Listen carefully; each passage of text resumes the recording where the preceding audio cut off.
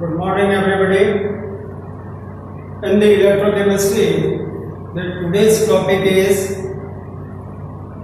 how can you determine the half cell potential. And along with this topic, we have to also study about the SHE, the standard hydrogen electrode also. So our the first topic is about the half cell. So what is the half cell? सबसे पहले आप ये half cell के बारे में देखिए. So half cell, you know, when we define the Daniell and the galvanic cell, we have already studied that the Daniell and the galvanic cell consist of two half cells. It means the half cell will contribute its important part for the construction of the complete cell. Complete cell meaning here it is the Daniell or the galvanic cell. So two half cell when joined together, then we get a complete Daniell cell. So a very important role of half cell in the contribution of the characteristics of the Daniell cell. So पहले हम देखिए कि इस अर्ध cell के बारे में देखें. इस अर्ध सेल का मीनिंग ये होता है कि इलेक्ट्रिसिटी के फ्लो के लिए दो इलेक्ट्रोड की आवश्यकता होती है. ठीक है. We need the two electrode. One of which is the cathode and the other one is the anode. But in the case of half cell, here it is only the single electrode, only the one electrode. So one electrode consist cell is known as a half cell. अब जैसे देखिए ये हमने copper का ये rod लिया है, ये इलेक्ट्रोड है कॉपर का, और इस कॉपर इलेक्ट्रोड को हमने यहाँ पर CuSO4 कॉपर सल्फेट का इलेक्ट्रोलाइटिक सॉल्यूशन, ये इलेक्ट्रोलाइटिक सॉल्यूशन है सेल का.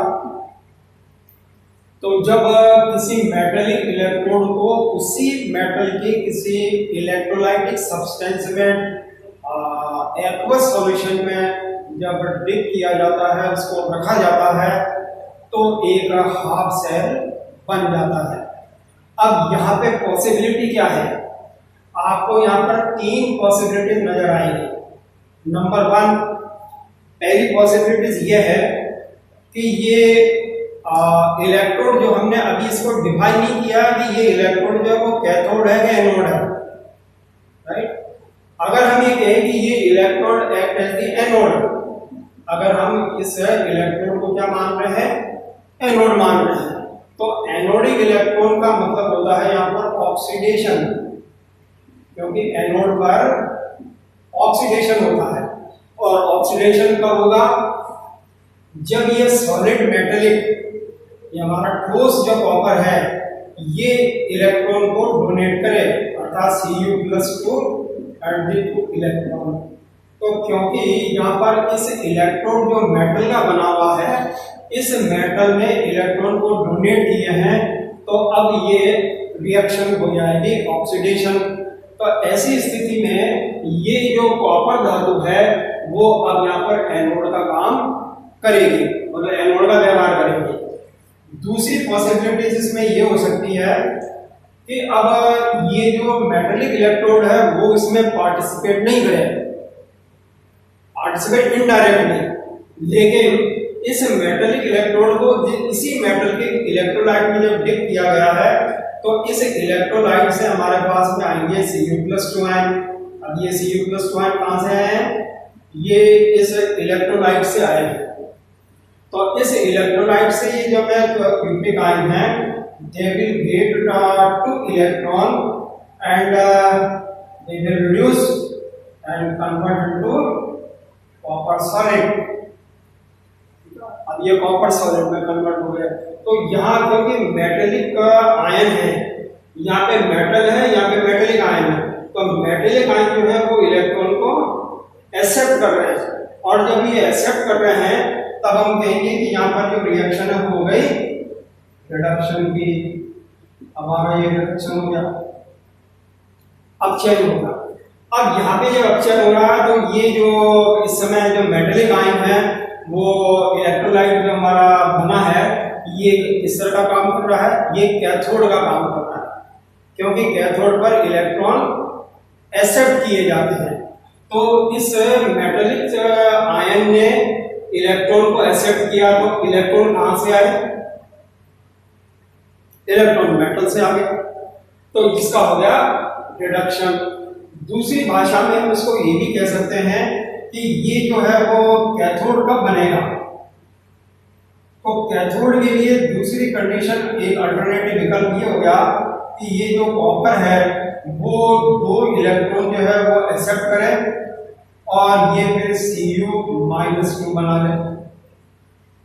अब यहाँ पर ये 2 इलेक्ट्रॉन एक्सेप्ट करेगा या नहीं करेगा ये अलग बात है। हम इसको अगर जनरलाइज करते हैं तो इस रिएक्शन को आप ऐसे लिखिए कि M plus electron is equal to M minus.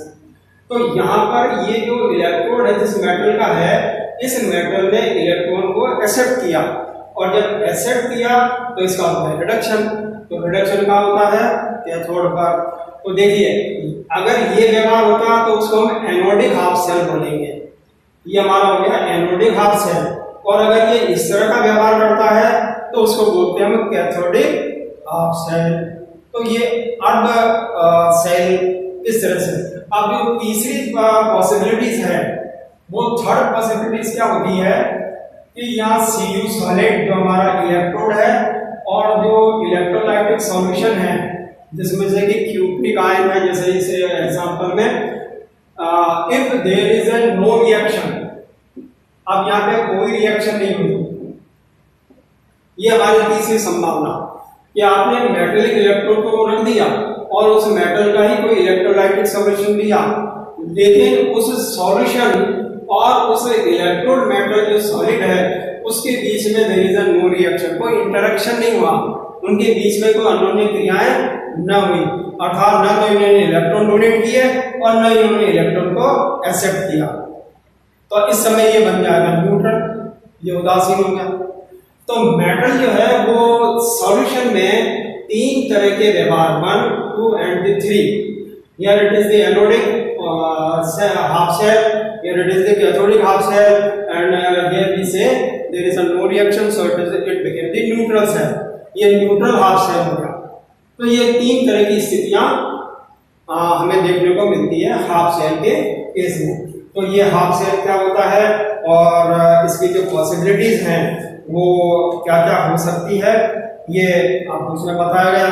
अब यहाँ पे देखिए कि कौन सी मेटल किस तरह का व्यवहार करे।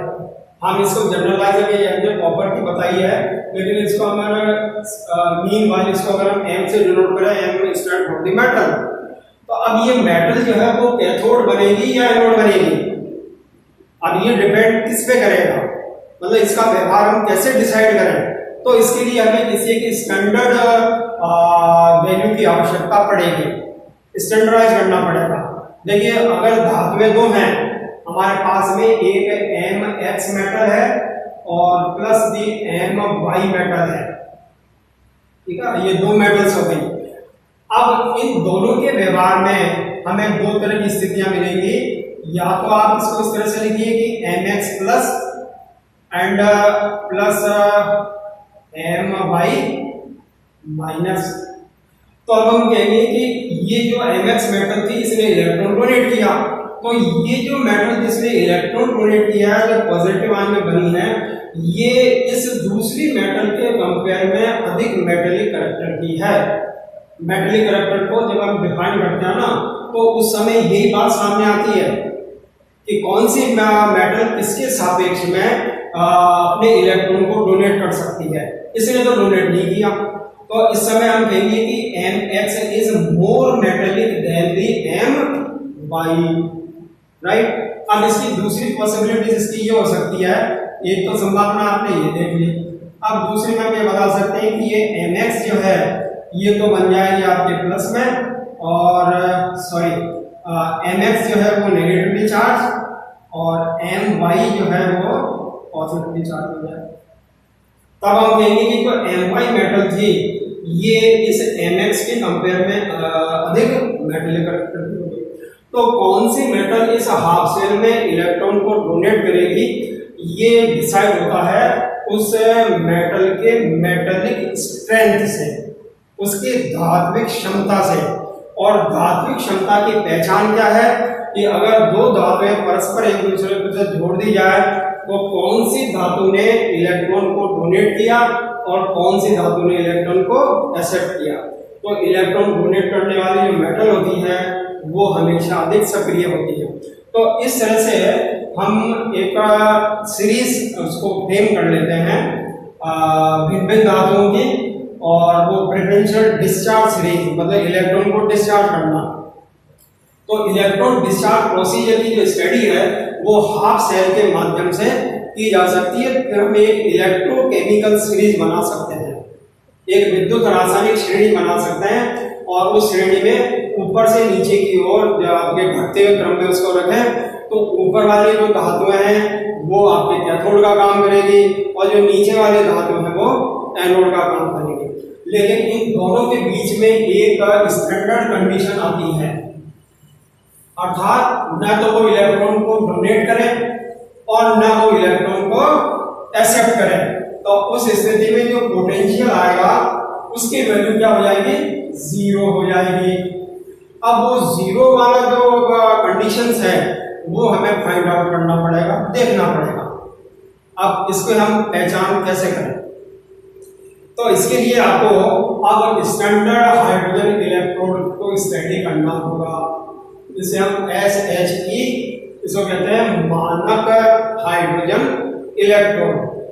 तो NTP पर अगर 1N का इलेक्ट्रोलाइटिक सॉल्यूशन जिसमें कि H+ आयन हो वो अगर रखे जाएं तो ऐसी स्थिति में हाइड्रोजन गैस जो है वो न तो इलेक्ट्रॉन को डोनेट करती है और न इलेक्ट्रॉन को एक्सेप्ट करती है, अर्थात 0 पॉइंट होता है।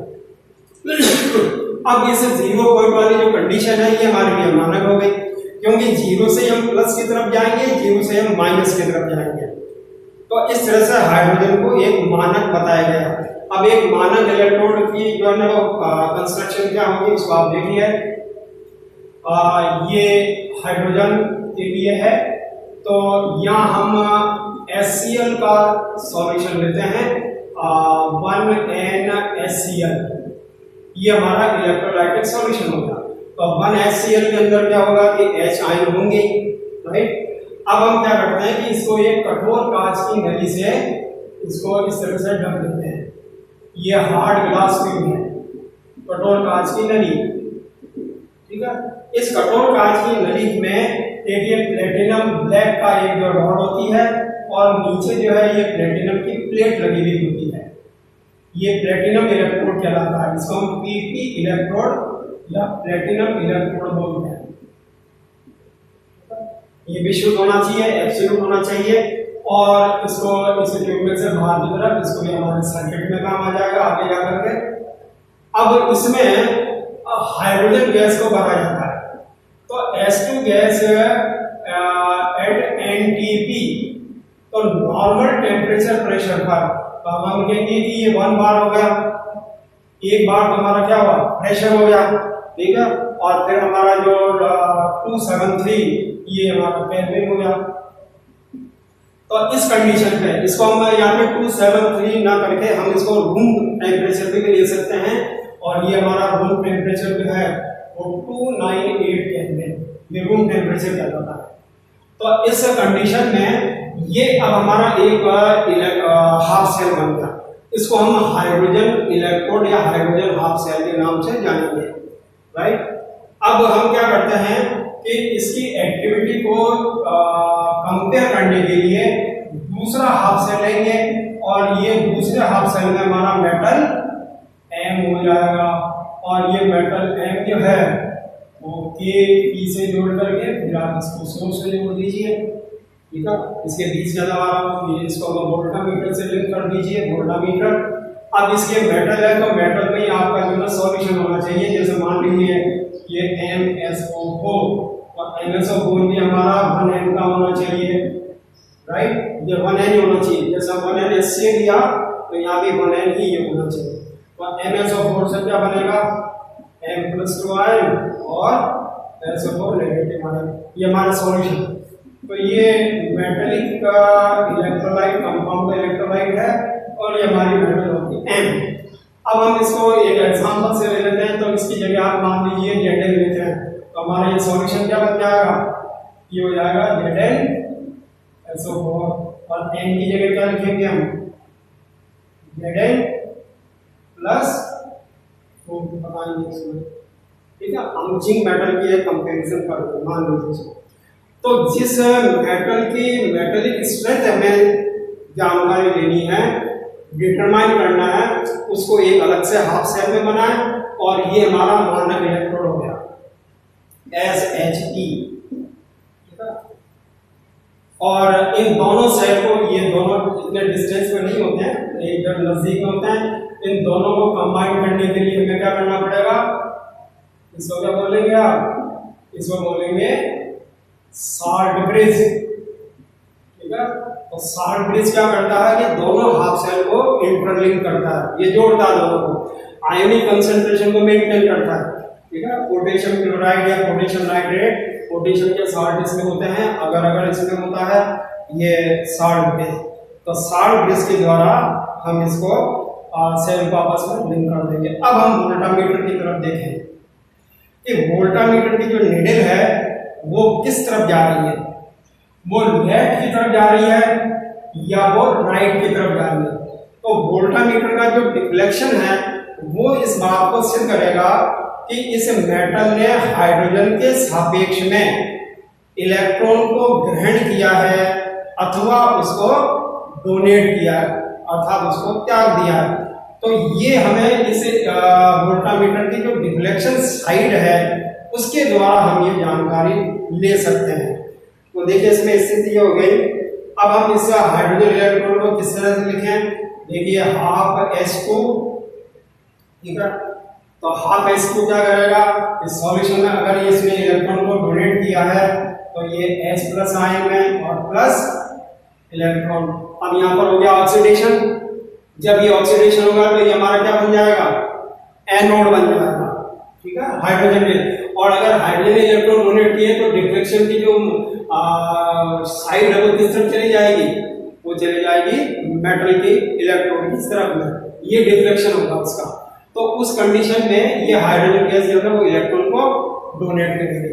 तो इसी स्थिति के अंदर अब हम इसको कंप्लीट सेल के अंदर इसको लिखना चाहें इस पूरी इलेक्ट्रोड को, तो इसी इक्वेशन को आप इस तरह से लिख सकते हैं, क्योंकि हमने प्लेटिनम ब्लैक जो है वो सॉलिड ये हमने लिया है, प्लेटिनम का वायर प्लेटिनम की प्लेट, और इसके इसमें गैस हमने भर लिया हाइड्रोजन गैस, ठीक है, इसलिए इसको हाइड्रोजन गैस इलेक्ट्रोड बोलते हैं। और ये NTP पर होना चाहिए, मानक दाब पर एक बार उसका प्रेशर दाब हो। और फिर उसके साथ हमने सॉल्यूशन इलेक्ट्रोलाइटिक लिया, तो ये इलेक्ट्रोलाइटिक सॉल्यूशन ये H आयन है, ठीक है, ये H आयन जिसमें ये एक्वस है, ये एक्वस हो गया। तो इसको आप 1N लिखिए या 1M लिखिए, इसकी मोलरिटी जैसे ये 1M इसकी मोलरिटी होगी। तो ये एक कंप्लीट हमारा SHE होगा, ठीक है, ये कंप्लीट SHE है। इसको इस तरह से आप डिनोट करेंगे, ये SHE को मतलब होगा। ये तो मैंने एक रिएक्शन का आपको बताया कि ये इलेक्ट्रॉन को डोनेट करता है, राइट। तो अब ऐसी स्थिति में धातु की छड़ को जोड़ने के बाद अगर ये इलेक्ट्रॉन को डोनेट करता है तो इसका मतलब कि इस हाइड्रोजन ने कैसा काम किया है, एनोड का काम किया है, क्योंकि एनोड पे ही इलेक्ट्रॉन को डोनेट किए जाते हैं। तो इलेक्ट्रॉन डेंसिटी इधर बढ़ जाएगी, तो बाह्य परिपथ में इलेक्ट्रॉन का फ्लो जो है वो लेफ्ट से राइट की ओर होगा, तो नीडल आपकी राइट की तरफ मूव हो जाएगी। इससे हम ये पता लगा सकते हैं, ठीक है। तो ये इस तरह से एनोड की तरफ काम किया। तो अब हम दूसरी तरफ Zn की तरफ जाएंगे। तो Zn ने क्या किया, क्योंकि ये इलेक्ट्रॉन है ना वो डोनेट किए गए हैं, तब हम कहेंगे, अब मैं यहाँ पे Zn लिखना नहीं चाहता, यहाँ पे आप मेटल M लिखिए। तो M जो है वो सॉलिड स्टेट है, तो ये M जो है सॉलिड स्टेट में जो मेटेलिक आयन आएंगे M+, तो ये M+ क्या करेंगे, इलेक्ट्रॉन को एक्सेप्ट करेंगे और ये M सॉलिड में कन्वर्ट हो जाएंगे। ये M यहाँ पे एक्वस है क्योंकि M पॉजिटिव आएंगे ना और एक्वस सॉल्यूशन में आएंगे। तो अब इस समय ये क्या बन गया, क्योंकि यहाँ पे इलेक्ट्रॉन को एक्सेप्ट किया तो ये कैथोड बन गया। ठीक है, ये कैथोड हो गया। अब रिजल्ट क्या निकला कि ये जो धातु है इस समय, ये जो हमने सेल रिएक्शन लिखा है, इस समय ये जो मेटल है वो हाइड्रोजन के सापेक्ष में कम मेटेलिक है, अर्थात हाइड्रोजन अधिक सक्रिय हो गई, ये इसका मतलब है। लेकिन जब आप जस्ते का उदाहरण लेंगे तो इसमें अपोजिट होगा। जस्ते में क्या होता है कि जो Zn होता है वो इलेक्ट्रॉन को डोनेट करके Zn+2 और 2 इलेक्ट्रॉन डोनेट करता है। अगर हम जस्ते का अगर एग्जांपल लें, ठीक है, तो उस स्थिति में ये दोनों इलेक्ट्रॉन, ये तो हमारा हो गया एनोड। अगर अब मैं एग्जांपल से आपको समझा रहा हूं ये, और कैथोड में क्या होगा कि ये जो H+ आयन है, कहां से है H+ आयन? इस HCl से। तो 2H आयन जो है वो इस 2 इलेक्ट्रॉन को एक्सेप्ट करके और H2 में रिड्यूस हो जाएंगे, हाइड्रोजन में रिड्यूस हो जाएंगे। तो ये तो बन जाएगा कैथोड, ये बन जाएगा एनोड। अब हम कहेंगे ये एक कॉन्क्रीट एग्जांपल है, इसमें बताएंगे कि जस्ता धातु हाइड्रोजन की अपेक्षा अधिक सक्रिय होती है। तो ये दो तरह के व्यवहार, ये पहला व्यवहार आपको बताया, ये एक एग्जांपल से आपको बताया। इस तरह से हम ये पता लगा लेंगे कि मेटल जो है वो इलेक्ट्रॉन को डोनेट कर रही है या उसको एक्सेप्ट कर रही है। और जब इसकी कंप्लीट रिएक्शन आप लिखना चाहेंगे तो कंप्लीट रिएक्शन को इस तरह से लिखिए, Zn+2, ये सॉलिड है, ये एक्वस हो गया हमारा, और ये सॉलिड ब्रिज चलाएगा। उसके बाद फिर आप हाइड्रोजन आयन लेंगे H+, और बाईं तरफ हमेशा एनोड को लिखा जाता है, ये ध्यान रखना। ये हमारा 1m है, ठीक है, ये 1m का मतलब यह आपका मोलरिटी है। और हाइड्रोजन गैस जो है वो एट द एनटीपी मतलब 1 बार, एक बार वायुमंडलीय दाब है। अब ये कन्वर्ट इसके साथ में जुड़ा हुआ आपका प्लेटिनम। तो ये इसके लिए पूरी कंप्लीट एक डेरियल सेल टाइप की रिएक्शन हो गई। तो इस तरह से हम मेटल, अलग अलग मेटल को चेंज करते जाइए और फिर उसके सापेक्ष में एक सीरीज बना कीजिए। तो इस तरह से हम ये सीरीज को बना सकते हैं। ठीक है, ये आपका इलेक्ट्रोड पोटेंशियल